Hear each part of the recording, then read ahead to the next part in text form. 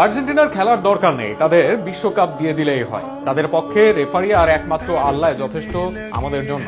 ফিফাকে এক হাত নিয়ে এমনটাই বলেছেন মিশরের খেলোয়াড় জিকোর একটি গোল বাতিল হওয়ার পর তিনিই করেছিলেন দ্বিতীয় গোলটি।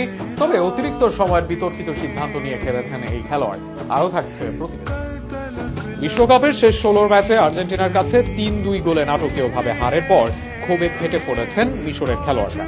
বিশেষ করে ম্যাচ পরিচালনায় রেফারি ফ্রাসোয়া লেতেক্সিয়ের সিদ্ধান্ত নিয়ে তীব্র অসন্তোষ প্রকাশ করেছেন দলটির ফরওয়ার্ড মুস্তাফা জিকো।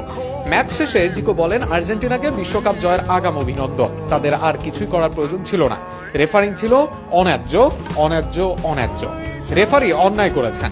আল্লাহ আমাদের জন্য যথেষ্ট, তিনি সর্বোত্তম অভিভাবক। আমরা দুর্দান্ত খেলেছি, কিন্তু রেফারি ফ্রাসোয়া লেতেক্সিয়ে ম্যাচের শুরু থেকে স্পষ্টভাবে পক্ষপাতদুষ্ট ছিলেন।